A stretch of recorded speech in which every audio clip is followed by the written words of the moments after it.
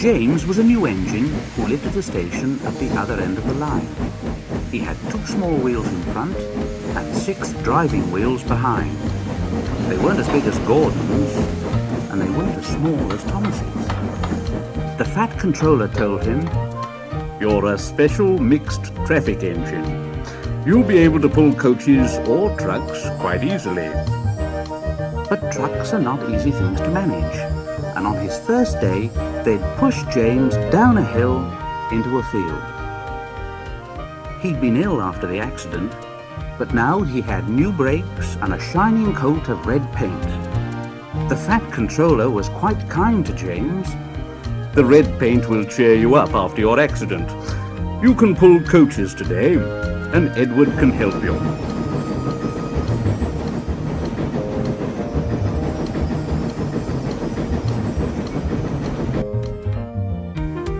So James and Edward went together to find the coaches.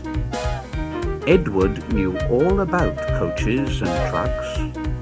"Be careful with the coaches, James. They don't like being bumped. Trucks are silly and noisy.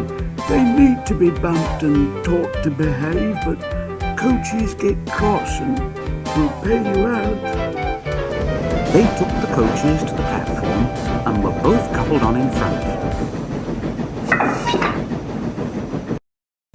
The fat controller, the station master, and some little boys all came to admire James's shining rods and red paint.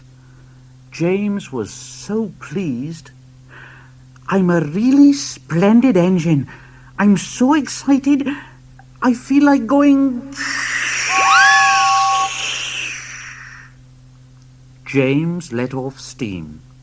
The fat controller, the station master, and the guard all jumped, and a shower of water fell on the fat controller's nice new top hat.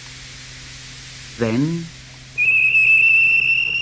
the whistle blew, and James thought they'd better go. So they went. "Go on, Edward. Go on, Edward. Don't push, don't push, don't push." Edward didn't like starting quickly. Neither did the coaches. "Don't go so fast. Don't go so fast. Don't go so fast. Don't go so fast." But James didn't listen. He just wanted to run away before the fat controller could call him back. He didn't even want to stop at the first station. And Edward had to say, "James, James, stop at once." Even so, 2 coaches in front were beyond the platform before they stopped, and they had to go back to let the passengers out. Lots of people came to look at James, but as no one seemed to know about the fat controller's top hat, James felt happier. Presently, they came to the junction where Thomas was waiting with his 2 coaches. Thomas was pleased to see James. "Hello, James. Feeling better?" "Yes, thank you." "That's right." "Huh, that's my guard's whistle. I must be off. Sorry I can't stop. I don't know what that fat controller would do without me to run his branch line." "Ta-ra! Ta-ra! Ta-ra! Ta-ra!"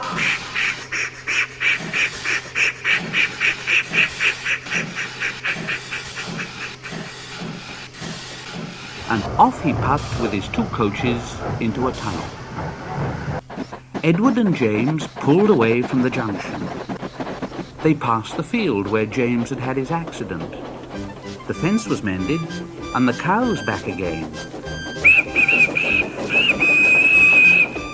James whistled at them, but they paid no attention. On went James and Edward, through Edward's station yard, and they started to climb the hill beyond. "It's ever so steep. It's ever so steep." "I've done it before. I've done it before." "It's steep, but we'll do it." "It's steep, but we'll do it."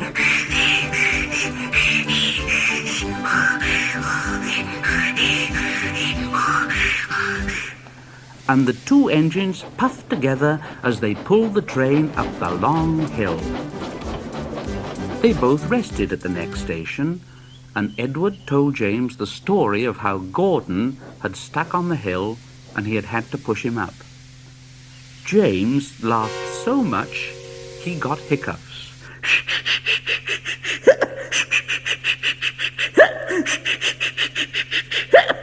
He made so much noise he frightened an old lady in a black bonnet, and she dropped all her parcels.